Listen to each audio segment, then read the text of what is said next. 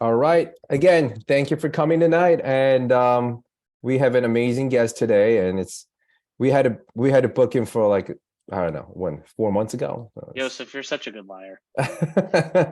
So uh Nico, please introduce our special guest today to people and who he is and what's new. All right, we got Mr. Mikey T-Bone Steak, Mike Taravella. Retired CPA, turned into asset manager extraordinaire for Jake and Gino, then left. And I don't have an updated bio for this guy, so we have not really heard from him in a little while. We want to catch up to him with him through what he says. So, Mike, I'm going to introduce or invite you to share a little bit about what you're working on today and now, and kind of catch us up to what you've been working on, and then start talking, my man. Yeah, absolutely. So yeah, I'm up to 600 doors and 72 million assets under management, but that's on the GP side. And I don't like flexing the units and doors because in the end, it doesn't matter, right? When you syndicate, it's micro percentages. So it's all good. But yeah, so I recently moved to Nashville, Tennessee, and been building out my team. So I had one virtual assistant to start the year, and now up to 2.5, and one of them being listening in as an analyst. Right now, working on a deal in Denver, and then I'm kind of glad we're talking about just the market because we've had, I was telling our breakout session, I think I've had 4 LOIs accepted in the past week or two. 8 for I think 4 in the last like week or two of LOIs accepted, and then within 8 hours getting rejected, or like wanting gold and bullets instead of cash and thinking the world is going to end. I wish I was making it up, but it's been a weird time, but still looking for deals. And we're primarily looking in the Nashville MSA, Tennessee area, Northern Alabama, North Carolina, and then Denver. And like you said, my role, with my new entity is just finding deals and asset managing, and just built out a lot of good systems. And yeah, I think I know a lot of people on the call today, and just excited to meet the rest and just talk about what the heck's going on in the market and how to kind of just underwrite or asset manage to it so that you can protect yourself and keep taking over the world. Cool, Mike. Thank you for sharing. I think that it would be helpful if we could kind of, I can obviously jump in and start with a million questions. That can get people's juices flowing, but I think it might be helpful if you wouldn't mind sharing, and if you have access to sharing, just a little bit about maybe your Asana setup to get us looking at how we should be looking at deals, or how we should be organizing ourselves, and what kind of systems we should have set up moving forward. Yeah, I think the biggest thing is like, so Asana, so Nico knows me very well, and some on the call is like, I love the system because the question, like, I used to work for the billionaire Dan Gilbert, and who owns Quicken Loans and the Cleveland Cavaliers, and my whole thing was how many, and just seeing so many startups, like he would invest in a startup and my job was to get it off the ground to hand it to someone else. And I think a lot of us are very good at running and gunning and executing, but I challenge you to really look at your business and think of it as, how many days can my business continue to run without me working? And even thinking about it even more intense is like, how can I run my business on 2 hours a week? And at first you're like, I'm doing this 14 hours a day. How am I going to get it down to 2? But I was doing the 10 p.m. to 2 a.m. shift every day just to get in. And then just the last 3 years, just constantly growing and grinding and just trying to get through. But I promise you, just keep partnering with the right people and doubling down on your like number one skill set that you're good at, because you could do everything, but you'll be burnt out and be just as upset of having a job than you would be doing this. So just whatever it is of finding the deal, managing the deal, asset managing, raising money, whatever your skill set is, double, triple down on that and just partner with the best. I even say with our group is like, invest with the world-class partnerships, so that way you can truly scale and grow. Thanks, Mike. Why would people why would the best want to partner with me, man? Little old me, Mike. Well, Nico, because you have an amazing personality, of course. No, but I think Nico, you do a really good job of adding value. Even for me, like I got my first analyst job before even working for Jake and Gino, by going to the Best Ever conference, and someone posted it on the job board saying, "Hey, we're looking for an analyst and we'll pay." And I see, and I literally said, "I will do it for free." And the group called me and said, "Hey, we're willing to pay. Why did you say for free?" And I'm like, "Well, because you're calling me and not everyone else." There's like 2,000 people submitted. So I always lead with value. Nico, you do a good job marketing. Joseph, you've been crushing it in a lot of the stuff. And I think everyone has their unique talent, but always lead with value. And I challenge people, don't ask, how can I help you? Because now you got that person who you want to help giving them a job. And that's one more thing they have to do versus just telling people, I'll underwrite one deal a week, whatever is in your time restraints. I'm not saying don't lie, but it's you lead with value, you'll get 10x back. And I think that's been my whole career I've been very thankful for the opportunities that I've seen by just leading with value and then constantly just seeing 10x, 100x. And that's just helped with my experience the last 3 years that I got to see a lot from an internal property management company, how it operates, and just continuing to meet the people I do every day. It's been awesome. Great. So I'm gathering all of us should be doing a few things. So first of all, setting up our systems and processes so that we can really have our business run without us. Because in the end, obviously there's going to be a lot of upfront work and thought. In the end, it's going to save us a lot of time and energy. And then we're also trying to find the best team and people to work with, people that can execute and do the things that we want to do. And in order to join these teams, you're saying we need to just lead with value. I love it. Yeah. And I think I would challenge you, like the systems are secondary, it's the people first. Like if your mentor is someone who's done 1,000 apartment deals and you help them with the one thing that they can't stand doing, you'll get closer to deals than you doing all the groundwork of how to do X, how to do Y, and do every single aspect. So I challenge you to invest in your networks. I'm not saying you have to be on like every single meeting, but like if you invest in top-notch partnerships and invest in them and follow up with them and execute on what they say to do, you'll be a lot further 3 years from now than you would be then. How do you find these people, Mr. Mike? I was going to say on the internet, but I think like Bigger Pockets and just, I mean, I met my mentor, John Kasman, originally from Bigger Pockets. His story, he was in Chicago. I was looking to move to Chicago. And so I was like, hey, multifamily Chicago, boom, he came up. And then just talked to him and networked. My like skill set was really like underwriting was a piece, but I didn't know how to underwrite at first. So I just connected I helped promote his meetup and get people to it. And then at that meetup was connecting people. And then he told me to go to Best Ever conference, in which I met more people. So because you lead with value on the front end, like I moved to Chicago from Metro Detroit to be closer to people who are doing deals.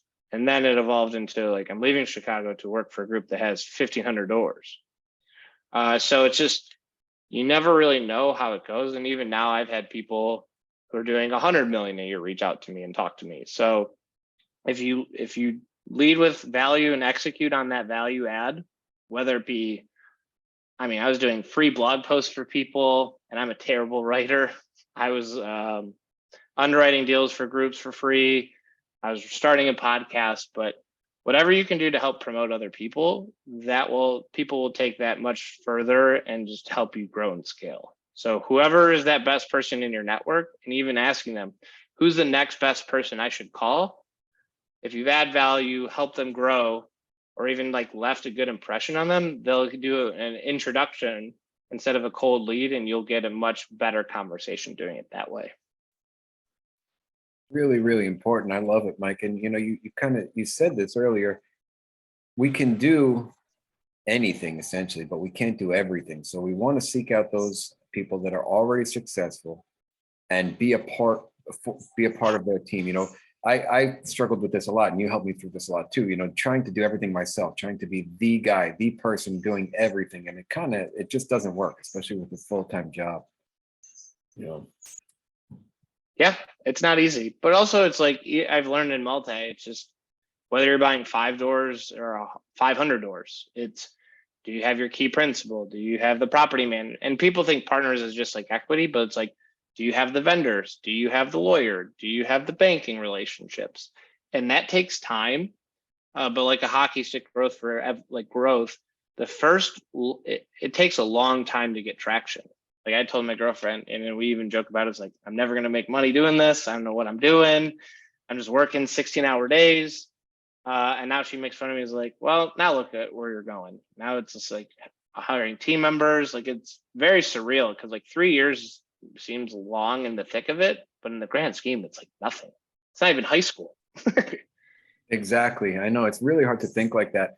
Mike, I want to do something a little differently right now. And this might put everybody on their toes for a second. So Mike, I value you for obviously our friendship and our, everything that you've done for me over the past. You are an excellent asset manager, an excellent market analyst, an excellent underwriter, an excellent team builder. Stop it. You're gonna make me what not blush. everybody knows and what I truly value you for is your problem solving abilities. Now, as a coach, now I challenge somebody on this call, and hopefully this will lead it to a strain of challenges. I challenge somebody on this call to just share something that they're struggling with right now. It can be something small or minuscule. You might think it's small or minuscule. You might be embarrassed to share, but share something that you're struggling with, and Mr. Mikey T is gonna tackle it. Dr. Mikey D. This is a free coach. Mike is. I don't know. Debbie's got good questions, so I want Debbie to kick it off with a question because Debbie asked really good questions. There you go, Debbie. Well, you're putting me on the spot, Mikey. Okay, so I know. Welcome to being a coach. my wheels just started turning, right? And I'm like, okay, do I want to go? Debbie's been closing, so I'm sure all of it's going perfectly, just as you planned. Yeah, smooth, right? No, still, well, so one of the deals that we're in, we syndicated, it closed in March. Just having some interesting issues with the third-party property management company. So we sit in on the asset management calls and we participate in that.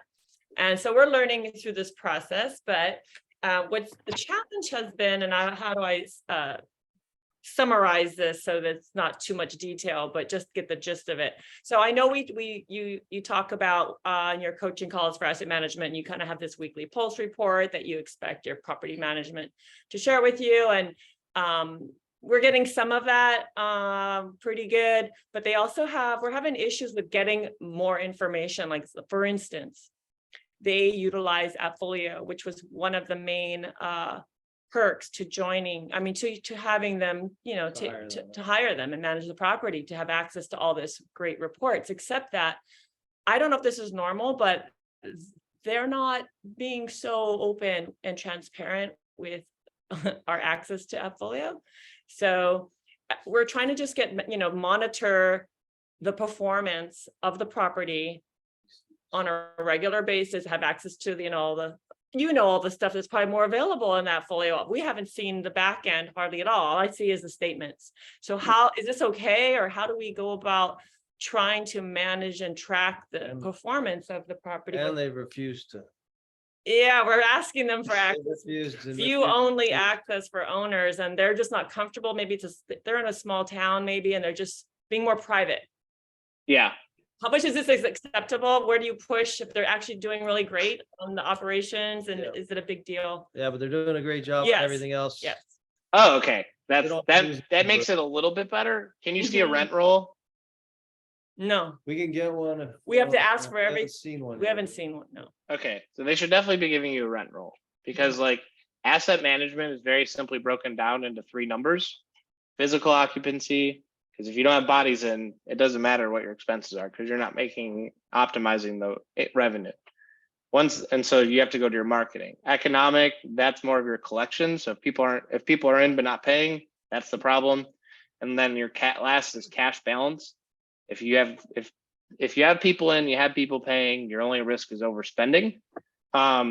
So what I always did for I got super creative in my pettiness to get the way I wanted was I had my VA email them every day because my property manager wasn't responding.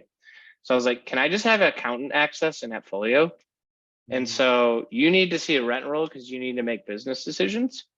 And so what I would do is frame it, right? Because Debbie, you're awesome. Yanni, you're awesome. But my pesky banker wants to see a rent roll and a T12 every single month, and they Mm, keep hounding me on it.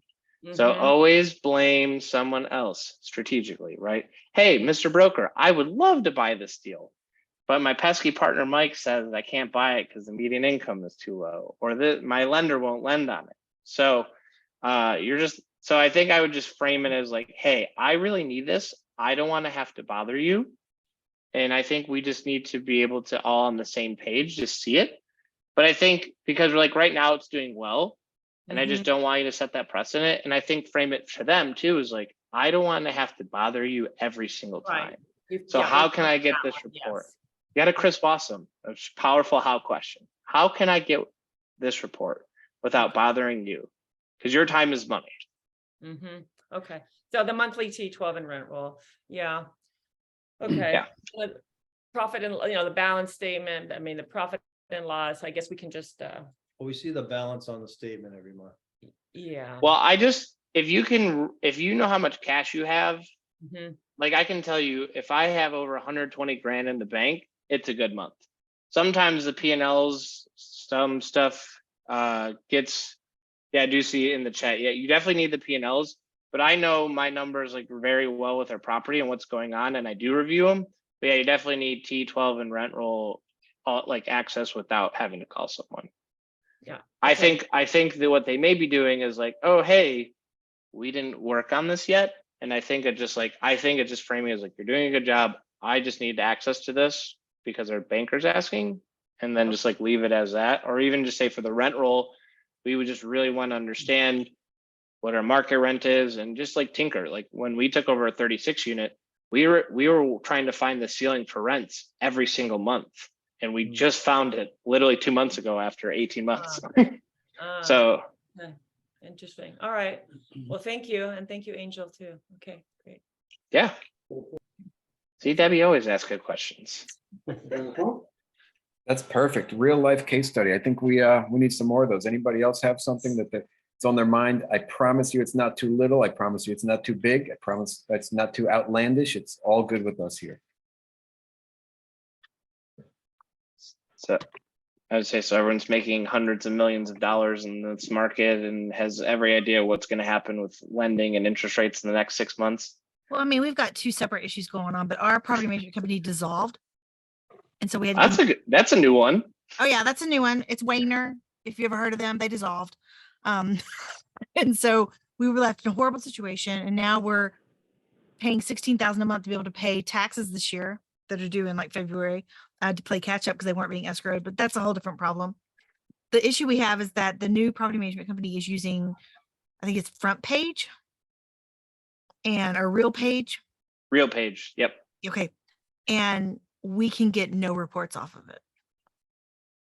Okay. Like none. We have to fight for the P&L. We have to fight for rent rolls. We have to fight for everything. We get this little, during our weekly meetings, we get this little Google sheet with some numbers listed on it. Yeah. Where's the property located? It's here in Wichita Falls. Okay. I don't know. I would just ask, like, I mean, are they operating well? I mean, obviously they're better than dissolved. We like the regional. The regional came with us from Wayner. She's Gotcha. good.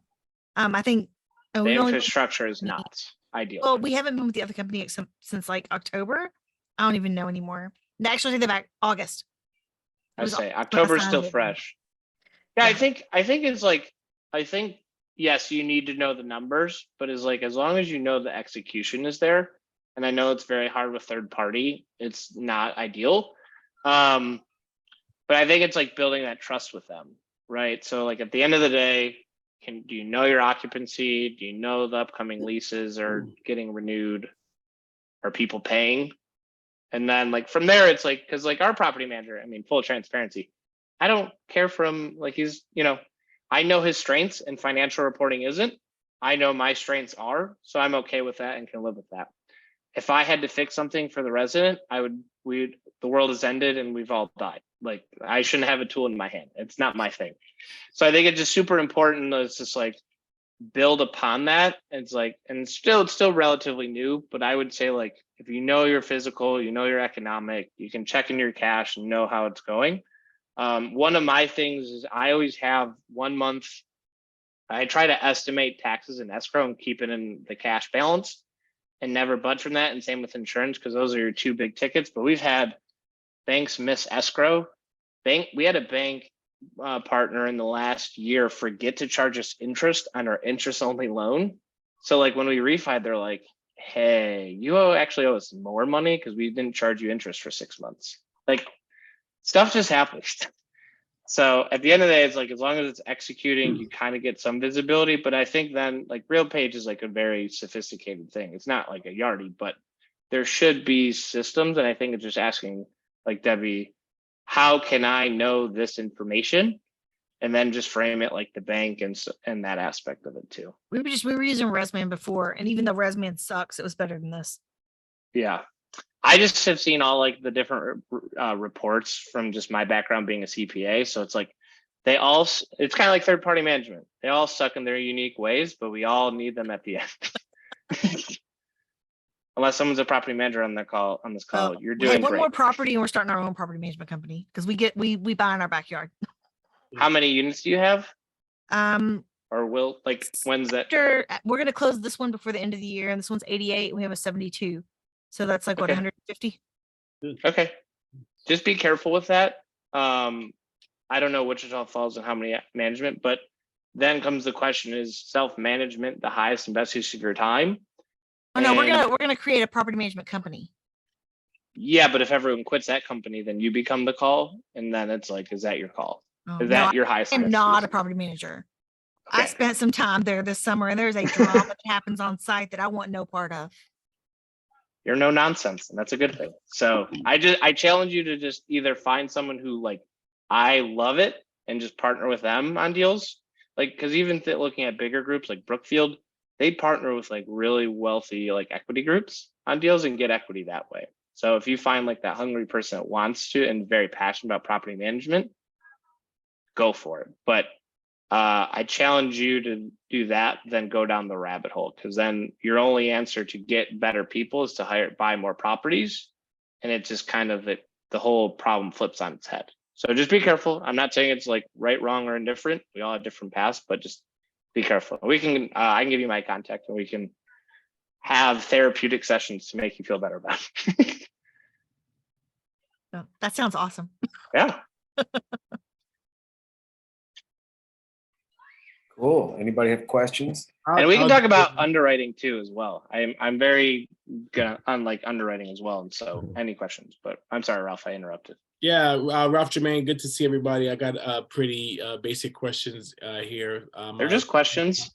Yeah, my partner and I are closing on a 5-unit, hopefully next week or maybe Congrats. after. It's our first like commercial. We've done the single family for a little bit, but obviously it's a 5-unit, so it's officially commercial. Congrats. So I just, I guess I would love to hear from you. First things to start looking for or to get done from an asset management side, and say like first week, first 30 days, first 60 days, 90 days. What are the first things you would do? And I can give more information on the property, but just in general would be good. I think 5 units is people want to be known they're taken care of. So like if you think about it, right, everyone thinks, oh shoot, my rent's going up $1,000, the world's gonna end. Ralph, you're the evil owner. Like, are you self-managing? No, so we're using a third party property manager. Perfect. So if you ever go on site and people ask you questions, you work for the property management company. Never say you're the owner. Pro tip. Okay. But I think just biggest thing is like for larger complex, generally do a sign. One like pro tip, when I buy something, I name it after the broker. Always helps with building reputation, because I don't have kids, so I don't have to name it after them. But if I name it after the broker, I get more deal flow for some reason. But I think it's just taking care of the residents, doing next year cleanups right away. Make sure when you break away with the seller, I actually would have the seller or the previous property management company show you where the valves, show the property management where the valves are, shutoffs, what's going on, getting the work orders. And then the seller is going to, no matter how many questions you ask, the seller right now is at the point of like, oh yeah, I'll help you. But once that cash hits their bank account, they're probably not going to answer. So like understand your delinquencies you're inheriting day one. Yeah. And just expect that they're going to just inherently take less care because they're selling. So like accept that and then just own every outcome after that and take care of the residents, do some exterior work, keep it clean. Like just show your residents that you care, and that'll go much further than them worrying about rent increases. Cool. Appreciate it. Yeah, congratulations. Yeah, The first appreciate it, one, guys. the first Thanks, one is everybody. exciting. Yep. Mike, Yeah. so given current market situation where people are just trying to just stay low and kind of watch and being just being a spectator, what adjustment you've been making to your underwriting criteria, and what are the pro tips on that? Yeah, I think the biggest thing that I've seen is just because like I didn't realize that people thought 0% interest rates were normal, and people are like, oh, I'm going to wait for them to go down to zero. And that's not realistic, because if you think of the point that we got to that point was global pandemic, everyone not working, everyone trapped in their house. And that's never happened. So looking at the 10-year treasury, like people were buying houses at 12% interest rates. I just been reducing my leverage to 50-60% loan to value. What's happening now is brokers are calling all the time, calling you, but lenders aren't answering your calls. So it doesn't mean don't stop buying. And I think right now is super critical because the bigger groups have pencils down.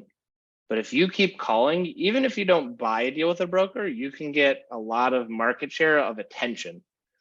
So I tell all my students, for anyone who says that they've struggled getting a deal, my first question is always, how many brokers have you called this week? And my favorite answer is 0, because it's like, perfect. That seems like an appropriate amount to call. So getting on site, there's less deals, but like you just always go with your lead measure of call brokers to get more deals if that's your thing. Because I've been getting a lot more off market, quieter deals, doing a lot lower leverage. And I've been trying to just see with my community banks and local banks, because they're guaranteed to close. Like we've had some hairy deals this year where there was no financials and no rent roll, and I had to create them all. But those were the best deals we did. So lower leverage, always call your tax assessor. That's always my favorite when people guess the taxes. And I'm like, that's the one number you can't change. So call your tax assessor, understand and be able to teach it to someone. Because one of my first questions for syndicators, if there is, how did you calculate your taxes? And I usually can tell, because it's a nice round number, generally 2 to 3x the number, versus like a very specific number. So know that. Trying to think, have your CapEx a lot higher. I've seen like the 10K turns go to 12, but also like what's selling right now is like the more like the very heavy lifts. I mean, I've underwrote stuff at 25 a door for a 2000s build, and we probably needed 30. But then we found, and then just making sure your collections are there, because that same property had, for 50 units, it had $180,000 past due balance. So no one was paying rent. So I just scrutinize that. Have a balance due, lower leverage, confirm your CapEx budget with like 3 to 4 contractors, and have property manager on site during due diligence. Great tips right there. Great tips. Yeah. So how about the interest rate? What you've been putting as an interest rate for the loans? Yeah, so I usually look at the 10-year treasury, and usually I'd say like conservative is a 200 basis point increase from that. I've been going to 250 just because rates change. And it's not like, and for the 10-year treasury, there's no announcement that goes up. You can just look at the chart. And it's a dynamic number. So 250 basis points higher than the 10-year treasury when I'm underwriting it, just because I want to make sure if it works at that, it'll work at 200 basis points or 180 basis points. A refi. So if you're modeling a refi and a heavy lift, I make sure that if I, like for our Denver deal that we're working on, I eliminate the refinance and I like jack interest rates 8-9% and go, can we pay this? Can we still cash flow? It's not like, can we cash flow 6 to 10%, but it's like, can we survive? And a year and a half ago, when I was underwriting, people were like, this is all the money it's going to make. And I go, this is the deal that if all goes to hell, I can confidently say that we'll get paid. And that's how I've always sold my analysis. Because the last thing I want to do is overpromise, ruin the expectations. Tax assessment doesn't go our way, rents don't go our way, taxes change. Like it just, there's so many components that you have to get right. And on modeling a refinance, you have to take all your initial underwriting and then exponent to like loan to value, cap rate, interest only, interest rates. It's just like you're exponentially guessing on it. And so I make sure my initial acquisition underwriting still cash flows positively with our plan, because I just want to make sure, like, if I have to ride with this debt for 4 or 5 years, we can survive. Do I expect it to make just as much money as like our initial underwriting or like what we're telling our investors? No, but I want to make sure we can survive in advance. Because if you don't listen to the All In podcast, I'd highly recommend. It's like very wealthy venture capitalists who have pretty much pinpointed everything going on in our like the world and the economy the last like 2 years. And they're literally saying to like startups, like, if get to break even so you can survive the next wave. Because if you make a decision and crash the next 2 years, you now have to like wait even longer to get back on your feet. So survive in advance, don't get too greedy in this market cycle right where we are, and play a lot of defense. Thank you. Great advice. One thing I want to emphasize from what Mike said was, yes, we're all being a spectator because the market. However, as Mike said, you just keep pounding with the brokers, with the lenders, trying to just keep maintain the relationship, because I see there must be deals that the balloon is coming up and they have to do either refi or they have to sell it. But then how are you going to find those deals if you just stay without contacting the brokers, without contacting the sellers, without doing the cold calls? You got to stay in the market, but you got to still be active. I believe still need to be active, even in this market situation. And active doesn't mean buying; it means participating. Right. We can all be the millennials getting participation trophies this time and winning. That's a win. Getting a broker's attention. Yes, and then when the market gets stabilized, guess what? You're gonna be on top of all the games that the brokers will probably calling a lot more than others and looking for you. Yeah, exactly. Great, thank you very much for sharing that. And anyone else have any questions about anything underwriting? He's the expert right here. Underwriting, asset management. I've dabbled for the last 3 years. I do have another question, actually. Yeah, so do it. Is non-disclosure. We do not pay taxes on the purchase price. We pay taxes on the taxable value set by the county appraisal district. But I heard Texas does some shenanigans. It's like, but you have to record your note. So there's no, you don't have to record anything. Oh, okay. I'm not in Texas, so we purchased for $5 million. We were being taxed on 2.6. Then all of a sudden they said it's worth $1 million more. So out of nowhere, $40,000 additional in taxes. Yeah. I mean, I always I'm super conservative and I'm okay with it. Is like, I assume like purchase price times the assessed value times the mill rate for the states I'm in. Even in Tennessee, it changes every 4 years. So you can lock in like a low tax number, sell it, and then, but 4 year, I assume it like on my initial underwriting, year one, because if it works then, it's going to work 4 years later when I'm increasing the value of the property. So that's like always my initial underwriting. And my initial underwriting, if I'm not gonna lie, if it looks good on the first at bat, I delete it and start over because I'm like, oh, I messed something up. So would you underwrite it then at the purchase price, even though you know you're not going to pay taxes at the purchase price? Because it I went up do. 3.6. We can't even contest it because it's still not what we paid. Yeah, I mean, Texas is funny. I do initially underwrite it on the front end until I get better information. So like if I were going into Texas, I do like maybe 95% of the purchase price, just to like initially start. But like say like, I don't know, because I just don't want to go into and say they get it right, and then you're like, shit. And Well, then if they you get it right, underwrote then it. you can test the dog out of it.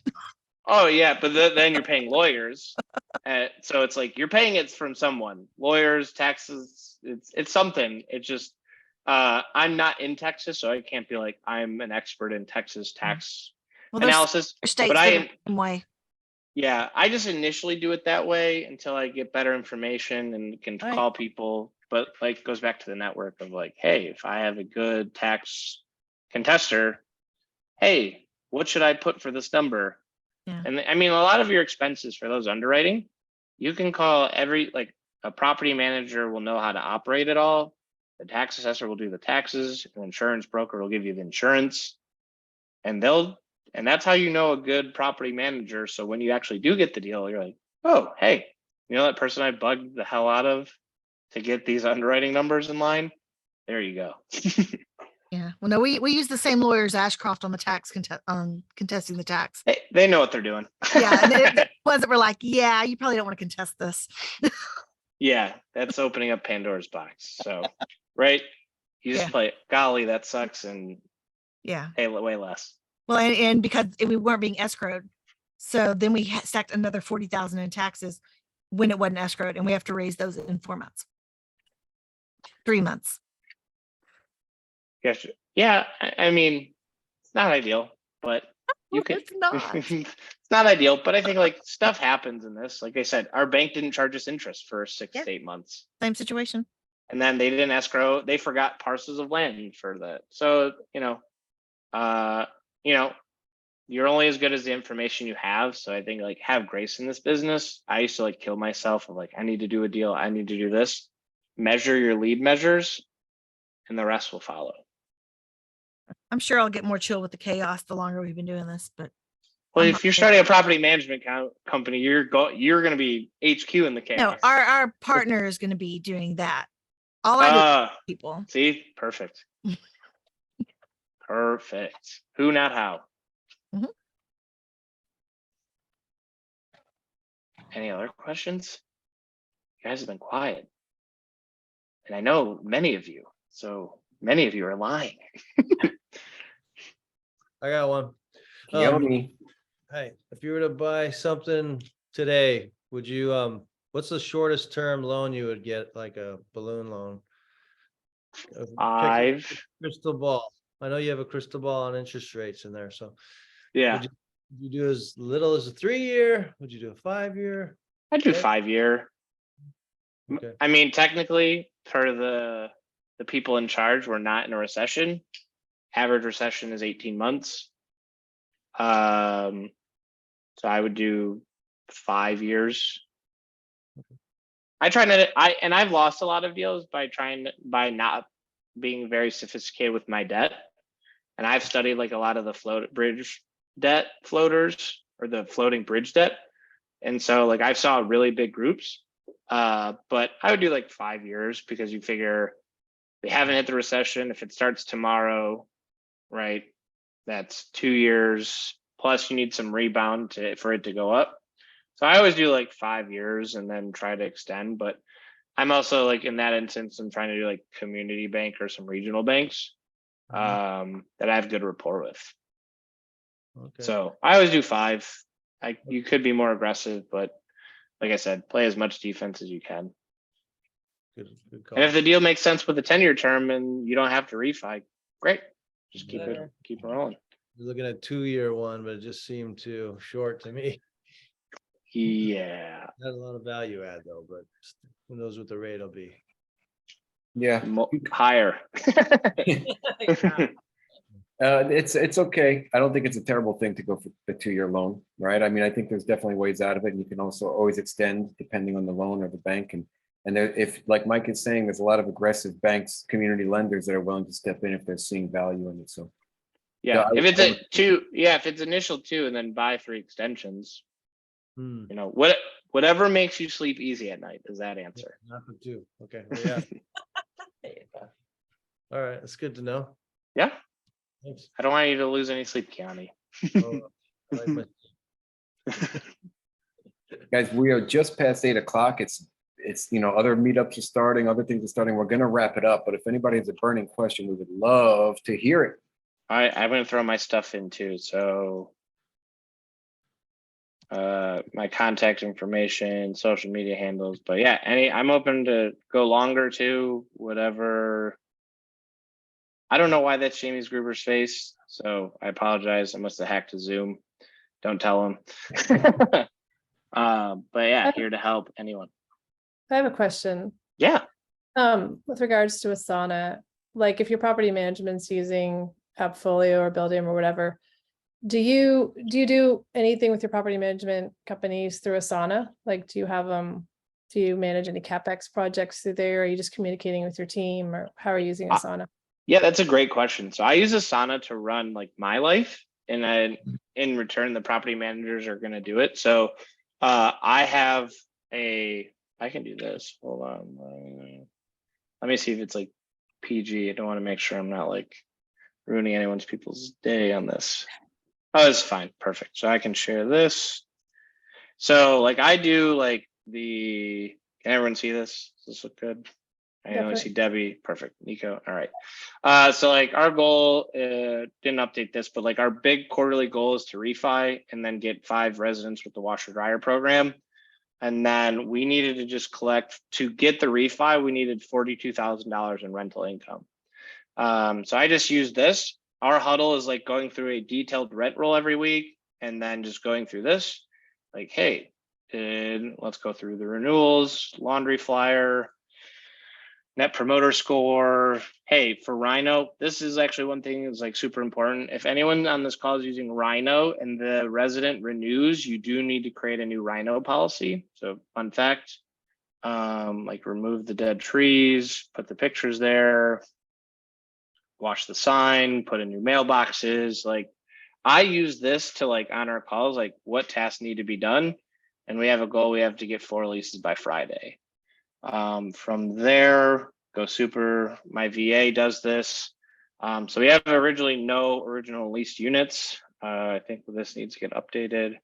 But here's the renewal sent, notice to vacates. Here are month to months. Here's our renovating. So if anyone needs any garage sale in Tennessee, let me know. Renovated, not leased, renovated and leased. So you can see here. This was originally $1,250 and now it's $1,695. And so we just have all of our notes in here. So my VA like adds the notes and the pictures, and then the due date is the lease end date. So like this unit, we originally leased for $760, went to $1,250, and then market rate is like probably $1,400 now. We over the summer is like $1,525.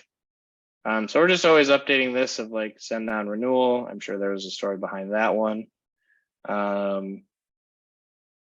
But yeah, we're just always just monitoring this just to see what's going on and where it is.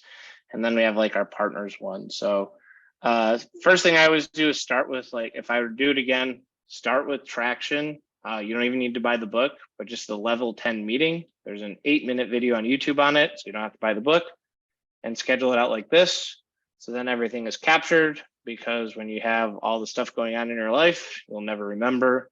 So start with your quarterly goals, your weekly goals, your problems, your renovations, and then like parking lot. This is more of like, hey, this is a good idea you want to get implemented, but having the identifying that this is not perfect timing to do it. So this is how I would do it, and then kind of keep building on it, because if you keep doing it, it's not going to work. So just start with a strong foundation and then keep going from there. So Anne Marie, is that helpful? Yeah, that's awesome detail. Thank you so much for showing me the screen. And If I showed you the deal flow, I think everyone would lose their mind and just like pass out. There's just all the underwriting's in there and it's a ton of stuff, but I use it for deal flow, broker calls, broker lists, my VAs sending stuff. So I use it for everything, but I like it because it's free. Is it the best? I mean, I've seen Monday.com's databasing is better. ClickUp has better kind of stuff as you scale. Me right now, free with 3 team members is pretty good. And I have like my partners on it. So I've worked with the free version a lot. You can make it work. Don't get caught up of spending 6 months trying to pick one. Just run with one, commit to it, and just worry about your true lead measures. so your unit turns are just for one specific deal on that Asana you showed us, right? Yep, because I'll have different properties with Yep. different partners. So not every structure is the same. Yep. So it's like if it was me, you, and Nico, Right. and then Yosef, Debbie and myself are on a deal. So it'd be 2 different teams, 2 different products. Yeah. So, and it's all free, super easy to work with. And if anyone has questions on that, building out a YouTube to show more of it on like the system side. So, and also I'm here to help and happy to make more content and showcase, systems are sexy. We could probably do another session for just building the Asana asset management structure, Yes, let's do That would that. be awesome. right? Yeah. Yes. That's And another yeah, we'll do it at whole, we'll do it at Debbie's property. Yeah. yay, that's a Let's do whole that. another session. So Well, I guess I have to come back. yes, for sure. Thank you. Thank One last you. question. Right, Mhm. Mike? Hey, Yeah. Mikey, what's poop prints? I thought I'm glad someone caught that because that is the funniest. So what happened was some residents don't like to pick up after their animals. And so Oh. what Poo Prints does is on the front end, they DNA test all the animals. And so if there's yeah. someone doesn't pick up the poo, the maintenance team can take a sample, send it to a lab, and then charge the resident $200 to $300 for not complying with community rules. That is a big income bringer. Yes, you're right. It is at first, and then people get the message. So we've done that. I mean, it's funny. Our net promoter scores were super low at some of our properties, and that was the biggest complaint. 3 months later, and probably like another $1,000 to $2,000 in that quarter, they stopped. So it's other income is other income is don't charge move-in fees or charge move-in fees. Don't charge security deposits. Use Rhino because that's how you can get your other income from 0 to 10% of your total income.